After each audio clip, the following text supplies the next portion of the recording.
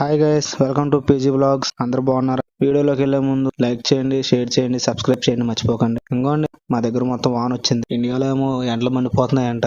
ఇంటికాడ వాళ్ళు చెప్పారు, ఇక్కడ చూస్తే వానలు వస్తున్నాయి. అది మరి ఇక్కడ వచ్చేపాటికి ఇప్పుడు రంజాన్ సీజన్ మొత్తం ముస్లిమ్స్ అరబ్ అందరూ ఉపవాసాలు చేస్తారు. వాళ్ళతో పాటు నేను ఉపవాసం ఉండాల్సి వస్తుంది. ఇక్కడ ఏంటంటే రూల్స్ ఎక్కువ. ఎవరు బయట ఫుడ్ తినకూడదు, నీళ్లు తాగకూడదు, అసలు ఎటువంటి ఫుడ్ అనేది బయట తినకూడదు. ఇక్కడ షాపులు కూడా ఉండవండి. ఇక్కడ షాప్స్ అనేది మార్నింగ్ క్లోజ్ అవుతాయి, ఈవినింగ్ 5 కి ఓపెన్ అవుతాయి. అందరూ అలాగే చేయాలి. కాదని ఎవరైనా బయట తిన్నా తాగినా సరే తీసుకెళ్లి 5 నెలలు జైల్లో పడేస్తారనమాట. దానికే ఎవరు బయట మాత్రం ఏమీ తినరు. మా ఓనర్ కూడా చెప్పారు, బయట ఏం తినకమ్మా, తిన్నావంటే పోలీసులు పట్టుకుంటారు, జాగ్రత్తగా ఉండని చెప్పి మా ఓనర్ కూడా వార్నింగ్ ఇచ్చారు. ఎందుకంటే మనం వచ్చి 1 year అయింది. నాకు ఆల్రెడీ పోయిన సంవత్సరం కూడా చెప్పారు, బట్ మళ్ళీ ఈ సంవత్సరం కూడా ఇంకోసారి గుర్తు చేశారనమాట ఇలా ఉంటదని. ఇక్కడికి వచ్చేపాటికి సాయంత్రం ఫుడ్ కౌంటర్లు ఓపెన్ అవుతాయి. ముస్లిమ్స్ అందరూ వచ్చి సాయంత్రం 5 అయ్యేపాటికి అందరూ వచ్చి బయట ఫుడ్ అమ్ముతారు. ఈ కొనుక్కొని తీసుకెళ్లి నమాజ్ చేసుకొని తింటారు అనమాట. ఇంకా తిన్నాక నైట్ మొత్తం ఏమైనా తినొచ్చు, అంతేగాని మార్నింగ్ ఎవరు తినకూడదు. ఇంకోని కోల్డ్ స్టోర్ లోకి వచ్చి పెరుగు తీసుకోవడానికి వచ్చాను.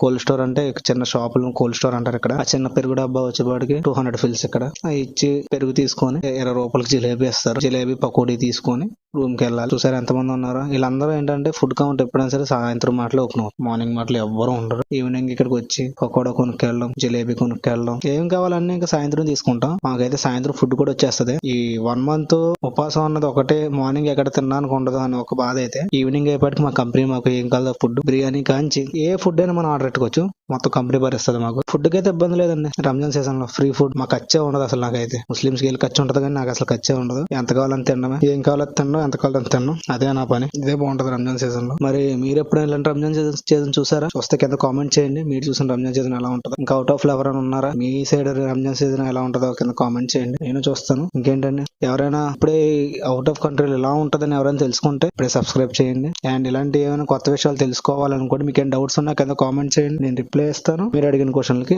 ఆన్సర్ కూడా చేస్తాను. Okay friends, bye, take care. Subscribe చేయడం మర్చిపోకండి.